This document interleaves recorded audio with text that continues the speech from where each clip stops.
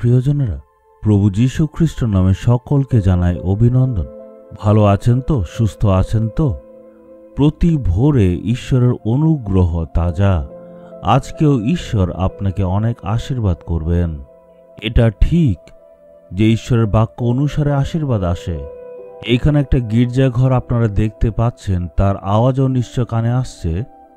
এটা কোচিনে অবস্থিত জিহুদীদের এটা গির্জাঘর না, এটা কোচিনে জিহুদীদের একটা সমাজ ভবন।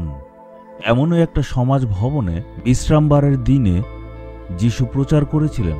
জেরুসালেমে তাদের মন্দির ছিল, কিন্তু অন্য জায়গাতে এমন সমাজ ভবন আছে। ইহুদিরা যেখানেই গিয়ে অবস্থান করত সেখানে এমন সমাজ ভবন তৈরি করত। এই সমাজ ভবনগুলিতেই তারা একত্র হয় আর তারপর ঈশ্বরের বাক্য অধ্যয়ন করে। 16 শতাব্দীতে ভারতবর্ষের এই অংশতে পর্তুগাল থেকে আর হল্যান্ড থেকে যারা আসলো তারা এখানে শাসন করেছিল। ওই সময় এই জায়গাতে অনেকগুলি জিহুদিরা থাকত।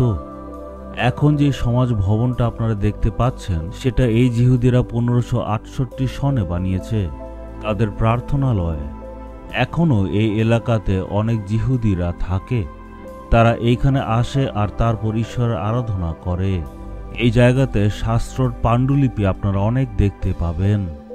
এখানে এখন জিহুদিদের সংখ্যা খুবই কম, আর যেহেতু এই গলিতে জিহুদিরা থাকে এই জায়গাটাকে বলা হয় জিহুদিদের গলি।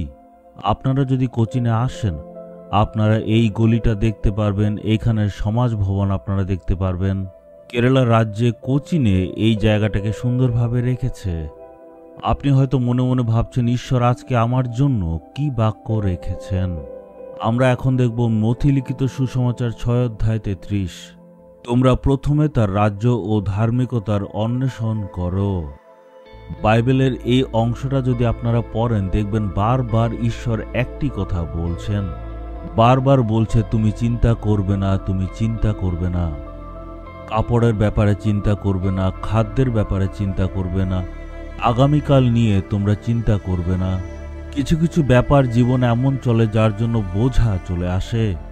অনেক জিনিস প্রয়োজন, কি যে করব, আগামীকাল কি হবে, আমি যে কি করব, এইসব ভেবে আপনি অনেক চাপের মধ্যে চলে গেছেন। প্রভু যীশু বলছেন তুমি চিন্তা করবে না, কিন্তু আপনি বলছেন আমি কেন চিন্তা করব না? কারণ প্রভু যীশু আপনার হয়ে চিন্তা করবেন। আমাদের যে স্বর্গস্থ পিতা আপনার প্রয়োজন কি সেটা উনি জানেন। আপনাকে খাওয়াতে হবে, পান করাতে হবে, আপনার কি কি জিনিস দরকার উনি জানেন।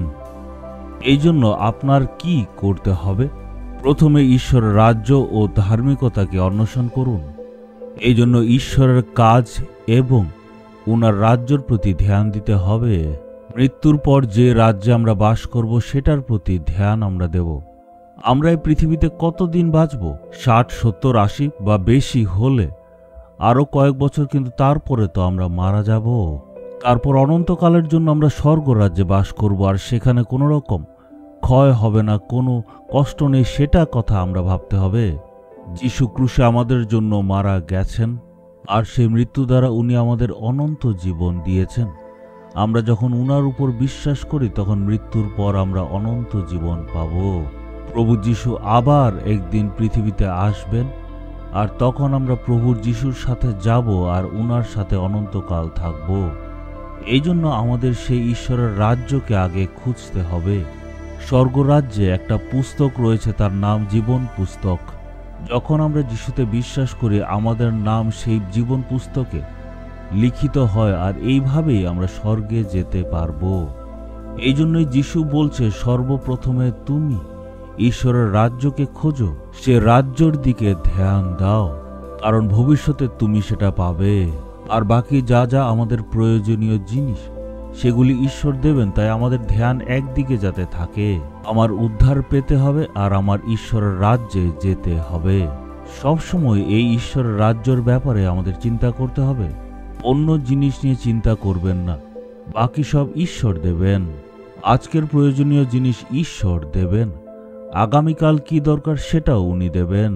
ভবিষ্যৎ ঈশ্বরের হাতে রয়েছে, এই জন্য আমাদের চিন্তা করার প্রয়োজন নেই। সব জিনিসকে সাইডে রেখে ঈশ্বরের প্রতি ধ্যান দিন। কেবল একটি ব্যাপার নিয়ে চিন্তা করতে হবে, উদ্ধার পেতে হবে আর ঈশ্বরের রাজ্যে প্রবেশ করতে হবে, এটাই ভাবতে হবে। প্রভুকে বলুন, হে ঈশ্বর, আমি আপনার রাজ্য ও ধার্মিকতা অন্বেষণ করবার জন্য নিজেকে অর্পণ করি। জীবন পুস্তকে যাতে আমার নাম থাকে, মৃত্যুর পর আমি আপনার সাথে থাকতে চাই। আজকের সব প্রয়োজনকে আপনি মিটিয়ে দেবেন।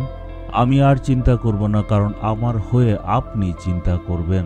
আপনি সব সামলে নেবেন। যিশুর নামে চাইলাম, amen, amen. Jesus redeems Bengali YouTube চ্যানেলটি সাবস্ক্রাইব করুন, বেল আইকনটি ক্লিক করুন আমাদের প্রতিদিনের নতুন প্রোগ্রাম সম্পর্কে আপডেট পেতে।